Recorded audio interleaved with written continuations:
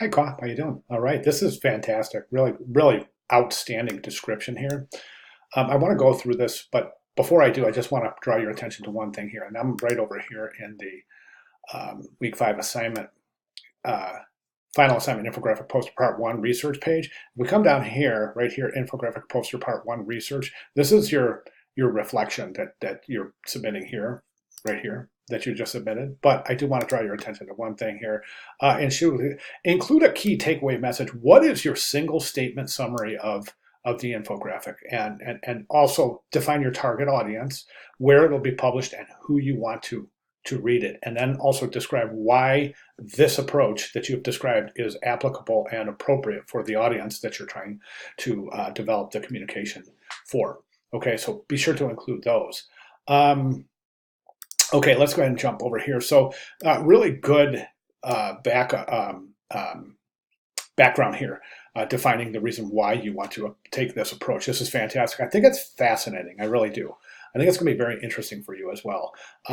This is just outstanding. I love the sections that you're describing here, and I think the different sections are really going to point to an outstanding foundational development for what you're trying to say. Now, one thing I would recommend is you talk about placing things in different boxes.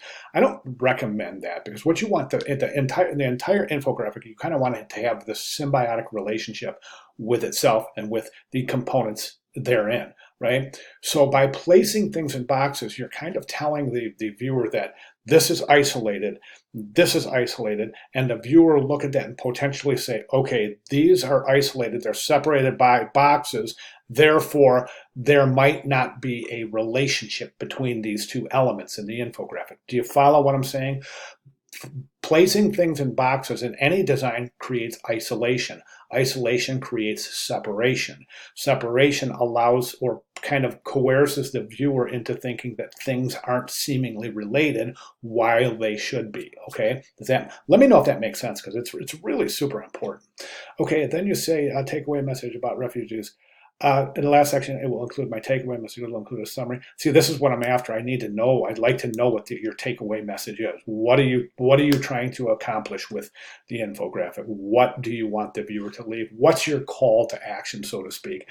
And then I'm not so good with this word, but pronunciation, I believe, and please forgive me if I get this wrong, but it's Hmong.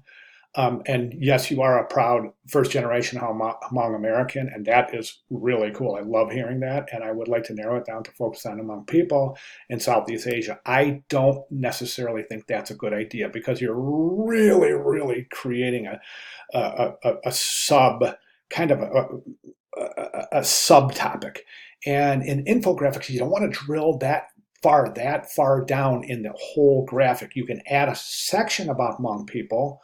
Most definitely, but I think the interesting thing here would be the main thing to me, I think, is how um, where you talk about refugee resettlement in the United States. To me, the most interesting thing is, how did these people get here?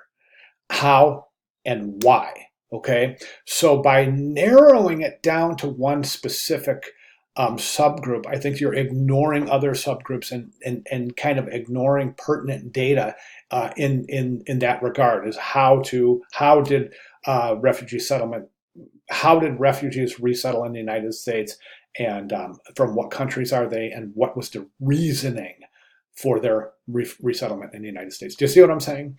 Okay, other than that, you've got a solid plan here. I love it. I can't wait to see this one start to take shape. So if you have any questions at all, please let me know. I'd be glad to make any clarifications. Thank you very much, Kyle.